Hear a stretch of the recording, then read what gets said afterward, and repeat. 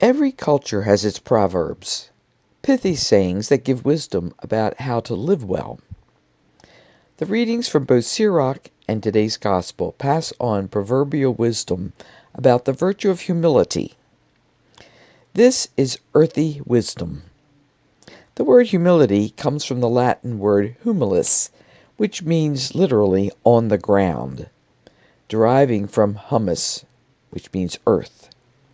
So when we are advised to humble yourself, this is an invitation to be grounded, to be attentive to our connectedness with earth.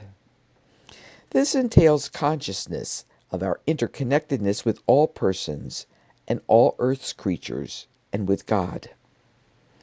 As Ben Sira, who penned the book of Sirach, declares, in humbling oneself one finds favor with God. In other words, through humility we gain proper consciousness of our place in relation to God. In the Gospel, Jesus gives concrete examples of how one can go about growing in humility.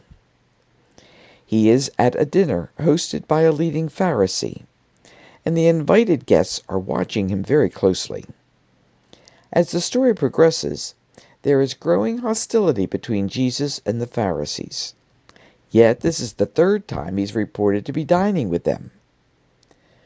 One way in which Jesus models authentic humility is by not cutting off those whose theology and pastoral approach differ from his own.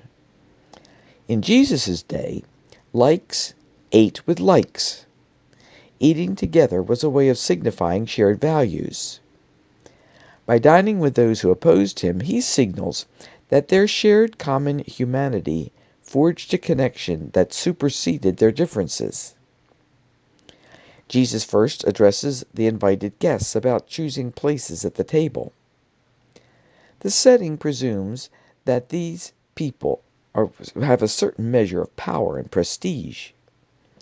Banquets were occasions for people to enhance their social standing, and Jesus describes how guests would compete for honor.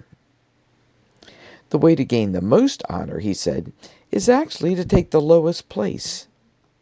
Choosing to sit with those whose status would not enhance one's own personal honor could instead lead to growth in humility. That is, to engage in interactions with persons who are more earthy and to forge bonds with them.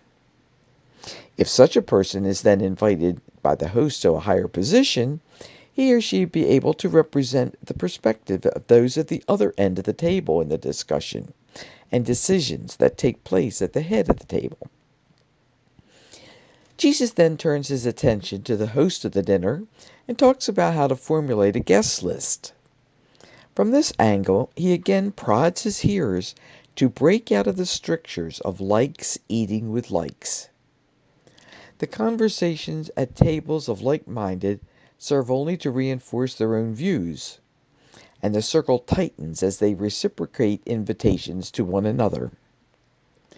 Instead, Jesus proposes to the host, invite those unlike yourself, with those with whom no one wants to associate.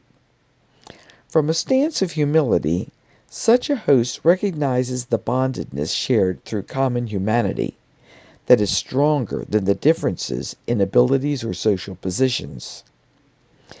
It's easy to fall prey to false humility, pretending to take a lowly place in the hopes of receiving adulation and an invitation to come up higher.